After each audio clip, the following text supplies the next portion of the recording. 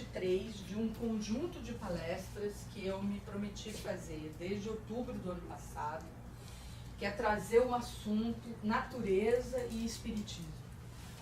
Então, o que natureza tem a ver com espiritismo? Como é que a gente deve, como espírita, entender a natureza e o mundo natural? O que a literatura espírita, no Livro dos Espíritos e outros, né, explicam para nós sobre as questões da natureza, levando em conta que a gente vive na nossa casa, né? E os princípios que a doutrina espírita coloca para nós, né? A Terra é um planeta, né, em que nós estamos habitando agora, sabemos que existem outros, o nosso... A gente tem um misto, né, um híbrido entre provas, expiações, regeneração. Então, assim, esse nosso planeta tem uma fundamental importância para nós da doutrina espírita. Além disso, a gente sabe que Jesus Cristo é e foi e continua sendo, vamos dizer assim, o arquiteto, né, o organizador desta vida que existe para nós espíritas no planeta Terra. Então, a minha ideia foi trazer um conjunto de coisas que a gente pudesse refletir sobre isso.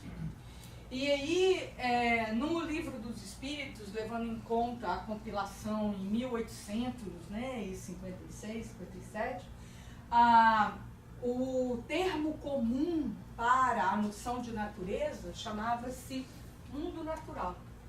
Então, o Livro dos Espíritos, a revista espírita que Allan Kardec escrevia e se correspondia com as outras pessoas, muito dessa coisa de natureza, de meio ambiente, de o que vamos fazer com, né, com as coisas que nos cercam, etc., acaba sendo tratado, né, na nossa parte da nossa literatura como mundo natural.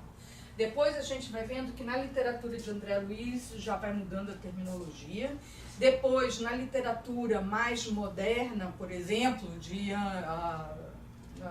Joana de Ângeles, também já vai mudar para ecologia. Então, eu quis trazer a ideia de que a gente faça uma reflexão sobre esse mundo natural e a nossa casa planetária, que é. E aí, nessa terceira parte, a gente vai falar de ética do cuidado. E aí eu trouxe, né, para a gente lembrar o que eu fiz antes, né? Afinal de contas, uma estava em outubro, a outra foi em dezembro, né? E agora a outra em fevereiro, né? Eu me lembro que a senhora estava nas duas outras, né? Então, na primeira eu fiz uma introdução ao tema. Então, o que é essa questão do mundo natural? O que é a noção da casa planetária, onde que a gente está? Como é que isso aparece na literatura espírita? Na segunda eu falei de Jesus, o ecólogo, trazendo a noção de Joana de Ângeles e como é que ela coloca isso no contexto das questões doutrinárias. E hoje a gente vai falar da importância da ética do cuidado para o ser espírita, né? Para nós, né?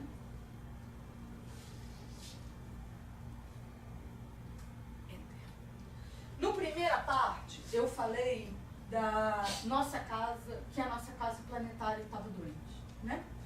E fiz, naquela primeira palestra, uma série de colocações de como é que a gente, como ser humano, não está percebendo que esta casa planetária tem recursos finitos, como nós, é o nosso corpo. Se a gente for fazer por analogia, nosso corpo também tem recursos finitos que vivem, e a gente como espírita sabe, você tem o seu fluido que você recebe, você de uma maneira ou de outra renova as suas coisas, o sangue que circula no seu corpo, ele de uma maneira ou de outra, ele tem um sentido de, se você, por exemplo, no que você doa sangue, a sua célula vai levar, né, quer dizer, o seu corpo inteiro, né, em 48 horas você está pronto, mas em 25 dias é que você vai estar completamente reposto, né? Eu dou sangue, então muitas pessoas já me explicaram tudo isso, como é que funciona, né? Quando a gente doa sangue constantemente, né? Então, assim, é importante nessa primeira parte, eu trouxe essa ideia de que a gente é um alerta, de que a nossa casa planetária, que para nós é onde a gente habita enquanto espírito, e a gente precisa desse espaço geográfico para habitar como espírito encarnado, porque aí a doutrina espírita traz para nós um conceito fundamental. A gente tem dois mundos, nós aqui e lá, né? Nós somos aqui e lá, mas aonde nós, entre aspas, resolvemos os nossos problemas é nesse espaço geográfico físico, não é no espaço geográfico virtual. Se eu pudesse resolver as coisas no espaço geográfico virtual, né? A gente lá combina as coisas, a gente lá negocia como as coisas serão. Mas é aqui, neste espaço geográfico físico, que é onde eu de verdade vou superar as minhas, vamos dizer assim, os meus desafios, por um lado, ou vou cumprir aquilo que no meu plano encarnatório, eu, de uma maneira ou de outra, decidi e optei por fazer a partir do meu livre-arbítrio. Então, achar que por eu ser espírita, esta casa planetária física não tem nada a ver comigo, tem um desvio aí, porque ela tem e muito, porque se não é, não vai ter jeito, né? O meu espírito errante não vai pelo princípio da nossa doutrina, que é a necessidade da reencarnação e a necessidade da reencarnação enquanto matéria, né? E aí, o que a gente tem a ver com isso? Essa foto é muito bonita, é uma foto clássica, ela chama Blue Marble, né? É a foto mais, vamos dizer assim, mais completa, né, da Terra, né, de 1972, e ela talvez seja a que mais motiva todos os que vão para o mundo da natureza. Naquela palestra a gente falou de 3 conceitos chaves para a doutrina espírita: patrimônio, natureza e lei da conservação, que tem a ver exatamente com a noção da minha casa planetária e como é que eu, espírita, devo olhar a minha casa planetária. O primeiro aspecto de patrimônio quer dizer o seguinte: se eu vou lá na minha doutrina espírita, aqui eu só fiz um grande resumo, né? Lá no Evangelho, no capítulo 16, Servir a Deus e a Mamon, diz o seguinte: a doutrina nos ensina que nós devemos cuidar do patrimônio que não nos pertence. E ao cuidar do patrimônio que não nos pertence, a gente entende que nossos bens são temporários.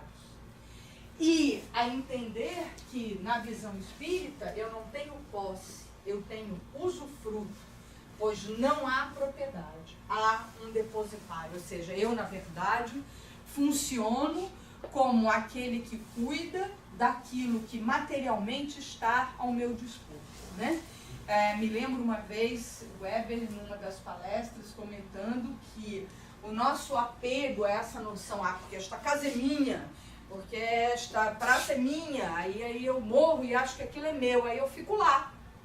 Eu não faço a minha passagem, eu não vou para outro plano, eu não discuto com outras pessoas, eu não me animo a minha alma, né, para cuidar de outras coisas, porque essa casa é minha, aí eu fico lá, né? E aí é complicado. Então, né? Depois, aqui a natureza, né? Aí o Consolador, né, num livro de perguntas que Chico Xavier psicografou a partir das questões que Emmanuel foi colocando. Emmanuel, nesse livro, divide o livro em 3 partes, né? Que, vamos dizer assim, é a trinca da doutrina espírita, né? Ciência, religião e filosofia, né? E nessas partes aqui, essa parte em que traz a questão da natureza, traz justamente a questão, no capítulo destinado a questões de ciência, né?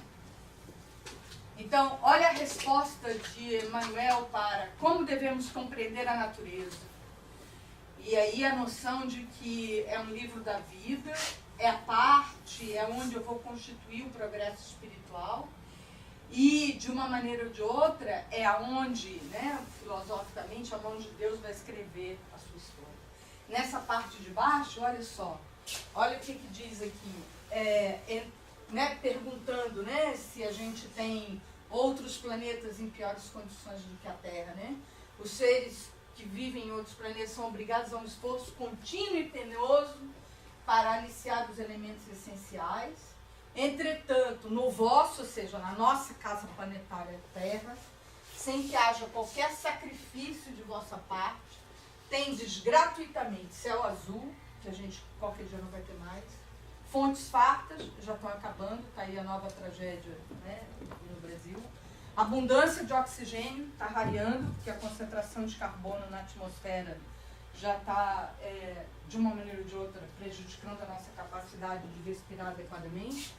Árvores amigas, nós temos muito poucas, tendo em vista devastação, asfalto e etc.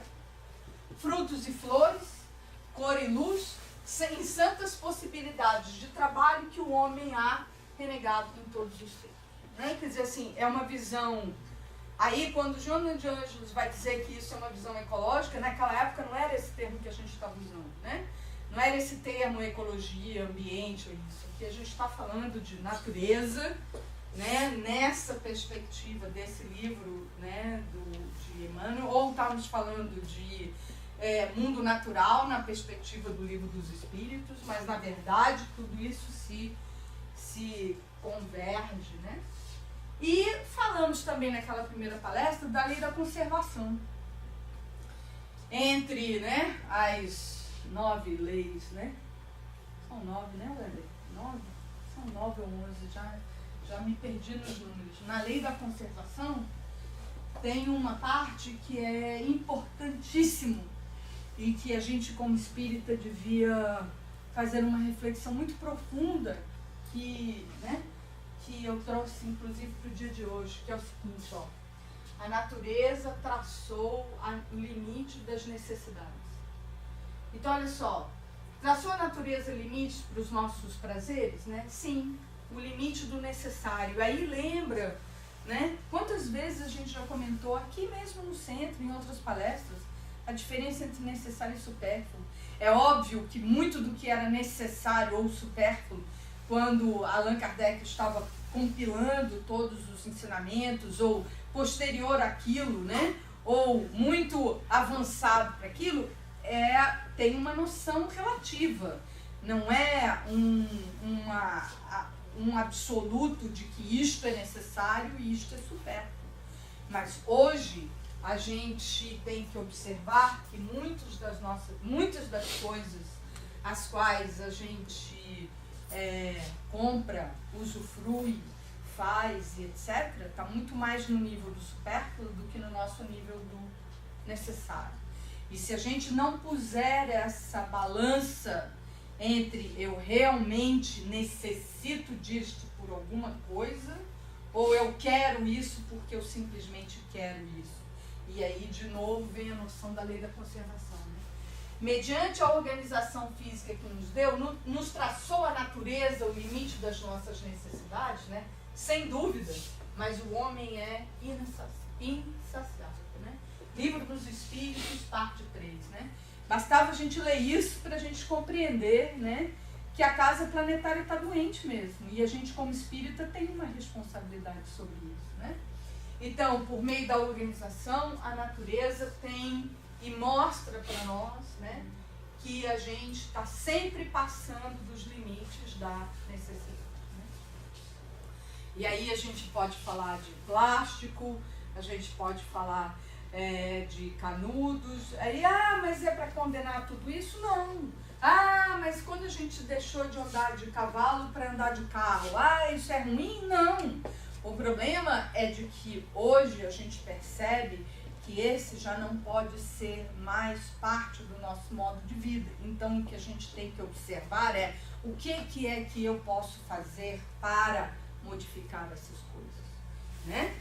Então, assim, lembrando que ao lado da lei da conservação, a lei do progresso é parte da nossa doutrina espírita, né? Na segunda palestra, eu trouxe a ideia, né, já, vamos dizer assim, atualizando o vocabulário, de Joana de Ângeles traz nesse capítulo 3 desse livro, e ela traz a figura de Jesus para dentro desse, como esse arquiteto, né, dessa ecologia que move a todos, no sentido de que a natureza, né, ou seja, quando Jesus Cristo, em diversas analogias, né, com peixe, com o vinho, com as uvas, com as árvores, além disso, a maneira como ele fez as coisas, o próprio tempo em que viveu, né, a própria dai a César o que é de César, do que é do homem, quer dizer, todas essas coisas no sentido de que é preciso entender a noção da natureza, preservando, abençoando, né, cuidando. E aí, Joana de Ângeles, nesse capítulo, né, ela traz ela vai chamar de poluição psicosfera, e é um termo novo que ela traz. Esse termo é um neologismo, né, psicosfera é um neologismo. E ela traz isso no momento em que o mundo está discutindo de verdade as questões de meio ambiente, que é nos anos 60 e 70. E ela traz esse livro, né, esse capítulo em específico, aparece logo que a gente no Rio de Janeiro tem a Rio 92, né, e o mundo começa a discutir as questões de desenvolvimento mais sustentável. E como é que isso seria possível? E aí, nesse capítulo, ela traz um aspecto fundamental para nós espíritas, que é assim, ela faz uma analogia dizendo que a gente tem que tomar cuidado, porque o nosso consumismo, a maneira como a gente abusa dos limites ou dos recursos finitos da natureza e etc., vai criando um ar pesado, vai criando um ar diferente, que vai formando na costa da Terra essa psicosfera que vai ficando cada vez mais pesada, vai ficando cada vez, né, assim, como é que eu posso dizer assim, enegrecida, para usar uma metáfora, que dificulta que a gente, espírito de luz, transite entre os dois mundos. Eu, quando li aquele negócio, falei assim, não, peraí, deixa eu parar aí para pensar aqui, porque é muito sério. Ou seja, se toda a maneira como eu reajo e me coloco diante da vida tem sempre a noção de que eu preciso consumir até se esgotar, de que eu não respeito o que é limítrofe, de que eu não tenho noção de limite, de que eu quero porque eu quero, então eu uso o voluntariarismo e assim sucessivamente, sem respeitar nada disso, eu estou contribuindo para essa, vamos dizer assim, para essa orbe da Terra cada vez mais pesada, que dificulta a mim mesmo. Então, vamos dizer assim, é um efeito bumerangue, né? Eu acho que estou assim, na verdade, aquilo só volta para mim, né? Aí, nesse dia da palestra, eu trouxe essa compilação que o André Trigueiro fez de umas passagens de Chico Xavier, naquele famoso programa Pinga Fogo, né? Em que o Chico Xavier coloca, né, de que a natureza é sinônimo de manifestação de Deus. Então, Deus cria a natureza, a vida, o homem, né? A gente pode modificar a coisa, né? Podemos modificar, mas é preciso que a gente saiba os limites de tudo isso. Aí ele diz, olha, né? Acontece que estamos agredindo não a natureza, mas a nós próprios. Essa visão humana de Chico Xavier, né? Assim, não a nós próprios, e responderemos pelos nossos desmandos. É importante pensar que se criou a ecologia para prevenir esses abusos, né? Depois ele vai ter uma outra passagem em que ele vai colocar que se continuarmos agredindo, o preço será pago por nós mesmos, porque voltaremos em novas gerações. E aí, de novo, né, Chico Xavier traz a noção básica do espiritismo. Nós vamos voltar. Então a pergunta é, que casa que eu quero quando eu voltar? Você mesmo disse que chegou do Brasil, você estava viajando, você não gostaria de chegar na sua casa de volta da sua viagem e encontrá-la em bom estado? Você, eu e todos aqui. Imagina, agora eu sou um espírito, encarnei aqui, aí agora eu vou, depois daqui a X tempos eu reencarno. E que casa que eu vou encontrar? É minha responsabilidade também cuidar dela, né?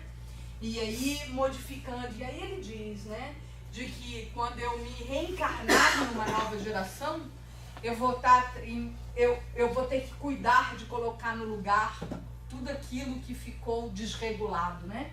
Os rios, vou ter que despoluir as águas, né? Vou ter que cuidar para que tenha menos poluição e assim sucessivamente.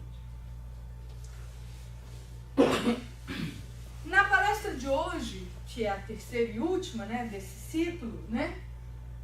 Então, entramos com a ética do cuidado, né? Então, se na primeira eu já entendi que a doutrina espírita fala de patrimônio, a doutrina espírita explica muito bem a noção e o conceito de natureza e para que ela serve, traz a ideia da lei da conservação como meu paradigma fundamental para eu poder agir. Depois, numa modernização desse discurso, aparece Joana de Ângeles dizendo a mesma coisa, Chico Xavier, nos anos 70, falando a mesma coisa no Pinga Fogo, quer dizer assim, o mundo espiritual em sintonia com tudo isso. Então, como é que é, né? Como é que é essa terra, né? Que essa também é uma outra foto histórica, que é vista, né, na passagem daquela cápsula na órbita da Lua, né, para ver a Terra de longe. Então, assim, quando eu olho aquela Terra ali, né, o que eu tenho que lembrar na visão espírita, né? Primeiro que é um espaço geográfico de provas e expiações, mas que também é um espaço geográfico para o mundo da regeneração. E Emmanuel estava repetindo isso naquele livro que a gente comentou do Consolador. E aí a ideia é o que significa e qual é a importância da ética do cuidado para nós espíritas, né? O que isso tem a ver, né? Então, não vou entrar nos aspectos filosóficos ou da origem da noção da ética do cuidado, né? Mas para nós, a gente tem que manter essas duas perguntas fundamentais quando a gente pensa em ética do cuidado.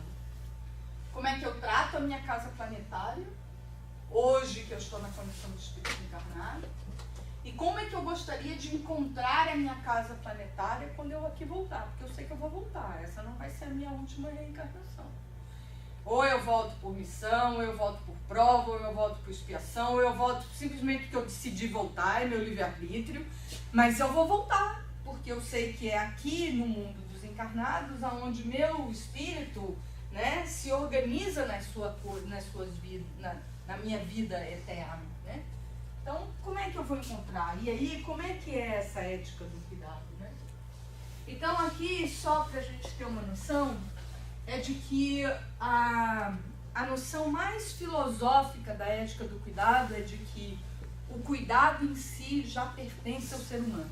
O fato de eu ser uma pessoa, e como pessoa eu ser um humano, e dentro do meu humano eu ter a humanidade dentro de mim, quando eu entendo isso, eu tenho cuidado obrigatoriamente porque é parte da minha existência.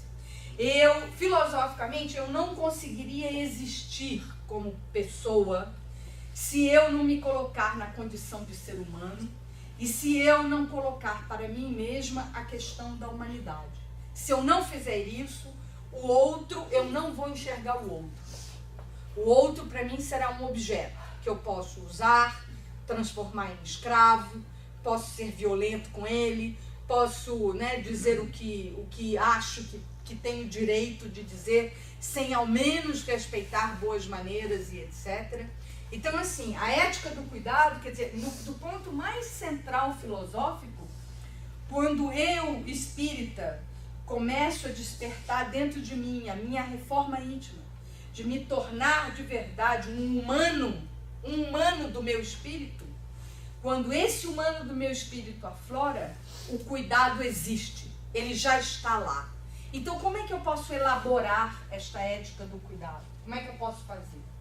Então, duas partes aqui são importantes. Primeiro, é de que quando eu trago em mim essa questão do cuidado, essa posição existencial é que vai determinar a minha atitude, é que vai determinar o meu olhar para as coisas, é que vai determinar as minhas vontades.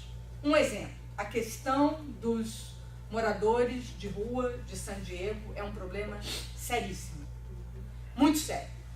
Os últimos números que eu tive lendo são 8.563 pessoas vivendo na rua em San Diego. Tem 3 grandes motivos para isso. Primeiro, porque em torno de 40% deles são todos veteranos. E segundo o que dizem, o melhor hospital de veteranos é esse aqui de San Diego. E por causa do clima, é mais fácil viver aqui do que viver, né, o Weber mesmo está dizendo, em Detroit ou em Washington com 30 graus abaixo de zero. Então é mais fácil viver aqui. Claro, choveu, você põe uma tenda ali, né?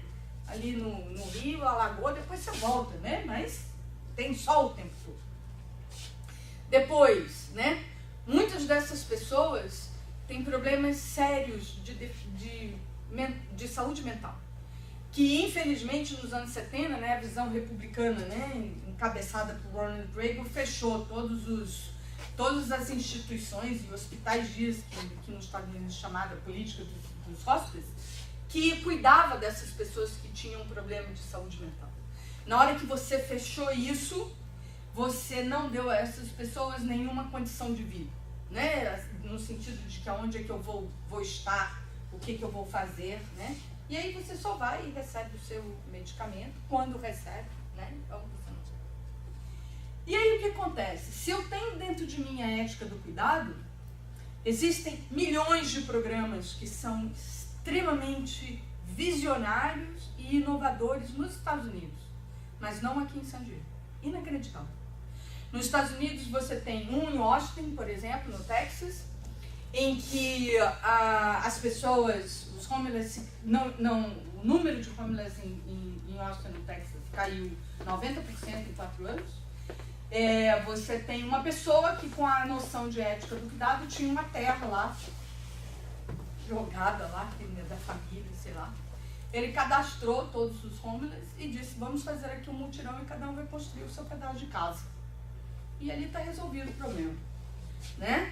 Depois você tem outra que vem de uma instituição religiosa que o Utah começa a fazer o Estado começa a fazer, né, vamos dizer assim, a grande diferença nos Estados Unidos, que é com o programa Primeiro casa, depois a gente vai cuidar de outras coisas, né? E aí nesse programa First Home First, nesse programa você tem cidades nos Estados Unidos que vêm adotando a metodologia que foi adotada pelos Mormons, né? A metodologia que foi adotada pelos Mormons, e aí você tem cidades que reduziu a população de homeless a 10%, 5%, 15%, que são aqueles que a gente sabe, como espírita, que tem gente que não vai mesmo, né? Então aí é complicado. Mas aquele que necessita aquele que está e que tem o humano dentro dele, ele tem vontade de ter alguma coisa, né? Além disso, tem alguns outros programas, né? Mas San Diego não tem. E todas as tentativas de se fazer um programa holístico, integrado, que resolvesse o problema dos sem-teto em San Diego, de 4 anos para cá que eu acompanho o problema, nunca foi resolvido. Tem uma explicação? Tem. Ética do cuidado. Meu olho não é o olho do cuidado humano. Meu olho não é o olho de que aquele outro que está ali precisa de banheiro. Porque a última que aconteceu em San Diego, desculpa meu tom de voz um tanto rebelde, a última que aconteceu em San Diego antes da epidemia foi de que os donos de negócio de downtown estavam muito incomodados com aquela quantidade de sem-tetos. Então a solução que eles arrumaram foi fechar os banheiros públicos. Lógico, aí vai ter epidemia mesmo, né? Não precisa dizer mais nada, né? Então assim, né? Então eu só queria trazer essa ilustração para mostrar que o nosso olho, o que eu tenho dentro de mim, se eu tenho dentro de mim a noção da ética do cuidado, que é a ética do humano, o meu olho para as coisas será diferente. Eu vou olhar as coisas de uma maneira diferente. Se eu não cultivei essa ética do cuidado dentro de mim, eu não vou olhar a minha casa planetária de uma maneira menos consumista, por exemplo. Eu não vou olhar a minha casa planetária como uma casa de recursos finitos que precisam ser redispostos, redistribuídos de maneira mais igualitária. E aí eu vou viver de cuidado de e de cuidado com, né? Ao mesmo tempo que eu vou buscar a minha autenticidade para com o outro, eu vou buscar a minha preocupação, né? De viver com as possibilidades de que eu estou nesse mundo e de que o outro está comigo. Né?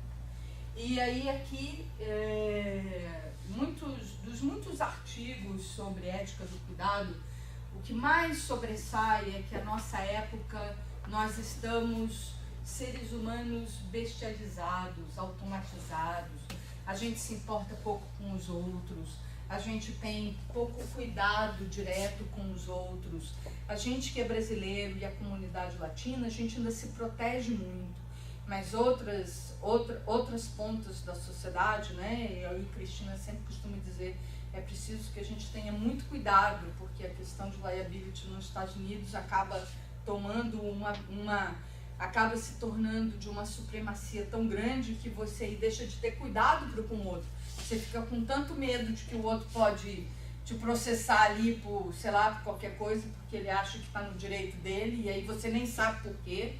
E aí você operando na sua cultura brasileira de chegar mais perto, de ser mais amigo, né, de estar solidário com o outro, de avançar, né? E aí o outro, é complicado isso, né? Então, assim, na verdade, a noção da carência do sentido do cuidar, né? As famílias dispersas, as pessoas sozinhas, os idosos cada vez mais isolados, com cada vez mais problemas, né?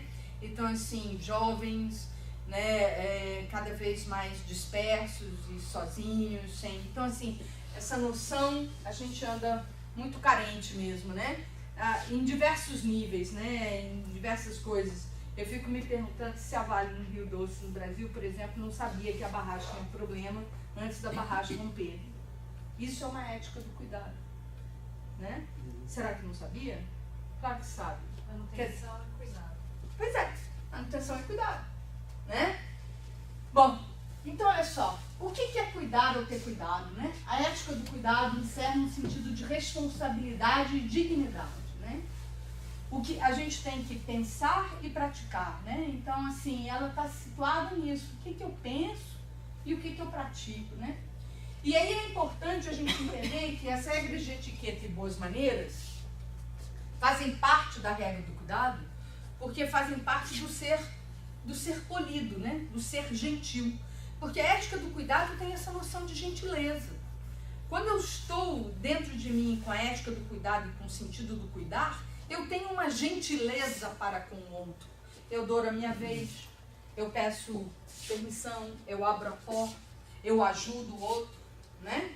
E assim sucessivamente, né? Então, nessa ética do cuidado, ou seja, né, as regras de etiqueta e boas maneiras, elas são parte disso, só que elas estão na superfície, tá certo?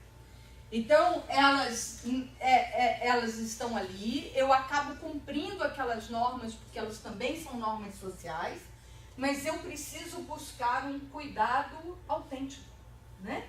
Então, que cuidado autêntico eu vou buscar para além do bom dia, boa tarde, não passar por cima de você, né?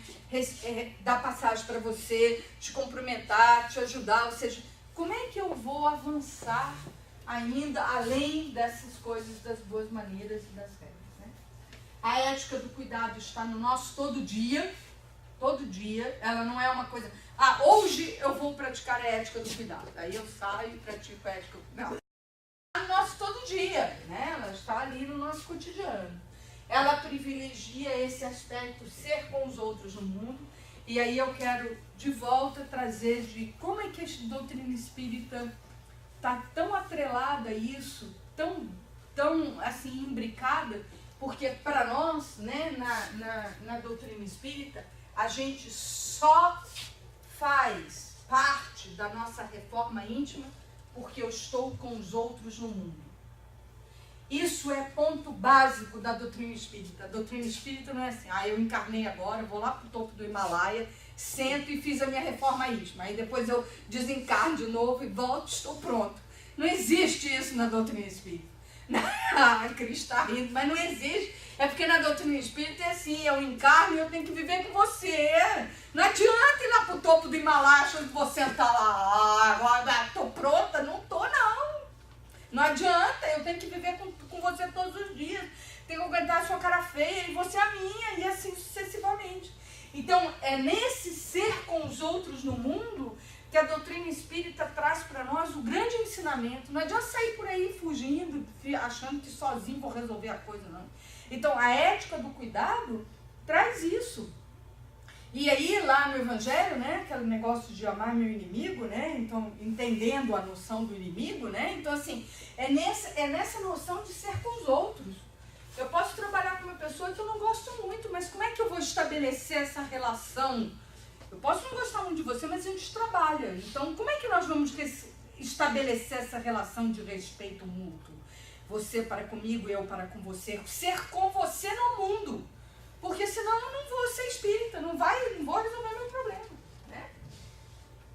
E aí, aqui nesse livro, eu só quis trazer esse livro, esse livro chamado Conduta Espírita, que foi ditado por André Luiz em 1960, tem um capítulo específico sobre como nós devemos ter a nossa conduta para a natureza. Esse livro está disponível aqui na biblioteca. E aí ele diz isso, né? Que a natureza, preservar as fontes, a vida vegetal, aí de novo aquele vocabulário, né? O mundo vegetal. Essa biótica que nos acolhe, né? No planeta Terra é a moldura protetora da vida humana, né? É prevenir contra a destruição e esvaziamento de riquezas da terra, né? Em explorações abusivas. Ele em 60 já estava falando de queimadas, de abate desordenado de árvores, de pesca predatória. Ele já estava falando disso tudo, né?